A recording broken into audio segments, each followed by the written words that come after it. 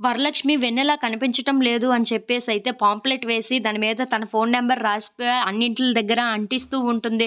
ఇంతలో అది చూసి వాళ్ళ అన్నయ్య వరలక్ష్మికి ఫోన్ చేస్తూ ఉంటాడు. అది చూడగానే అక్కడ ఉన్న వరలక్ష్మి అయితే హలో ఎవరు అని చెప్పేసైతే అడుగుతూ ఉంటుంది. ఆ మాటలు వినగానే అక్కడ ఉన్న వాళ్ళ అన్నయ్య వరలక్ష్మియేనా మాట్లాడుతుంది?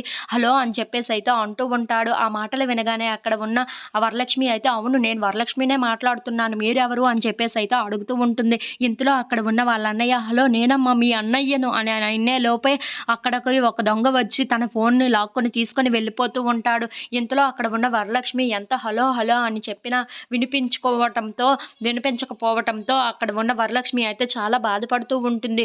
ఎవరమ్మా ఫోన్ చేశారు అని చెప్పేసైతే వాళ్ళ అమ్మ వచ్చి వరలక్ష్మిని అడుగుతూ ఉంటుంది. ఆ మాటలు వినగానే అక్కడ ఉన్న వరలక్ష్మి ఏమో ఎవరో తెలియదు కానీ ఎవరో నేను వరలక్ష్మియేనా అని చెప్పేసైతే అడిగారు నన్ను అని చెప్పేసైతే అంటూ ఉంటుంది. ఆ మాటలు వినగానే అక్కడ ఉన్న అజయ్ అయితే నువ్వు వెన్నెల కనిపించలేదని అని పాంప్లెట్ వేయించావు కదా! ఆ నంబర్ చూసి ఎవరో ఫోన్ చేసి ఉండాలి. మళ్ళీ ఒకసారి కలుపు అని చెప్పేసైతే అంటూ ఉంటాడు. ఆ మాటలు వినగానే అక్కడ ఉన్న వరలక్ష్మి అయితే సరే అని చెప్పేసైతే మళ్ళీ ఫోన్ చేస్తూ ఉంటుంది. ఇంతలో తన నంబర్ కలవకపోవటంతో స్విచ్ ఆఫ్ అని రావటంతో చాలా బాధపడుతూ ఉంటుంది. ఇంతలో అక్కడ ఉన్న వాళ్ళందరూ ఏం జరిగింది అని చెప్పేసైతే అడుగుతూ ఉంటారు. ఆ మాటలు వినగానే అక్కడ ఉన్న వరలక్ష్మి అయితే స్విచ్ ఆఫ్ అని వస్తుంది. ఎవరు చేశారో ఏంటో వెన్నెల కోసం తెలిసిందో ఏమో అని చెప్పేసైతే చాలా బాధపడుతూ వెన్నెలని తలుచుకుంటూ ఏడుస్తూ ఉంటుంది. If you like this video please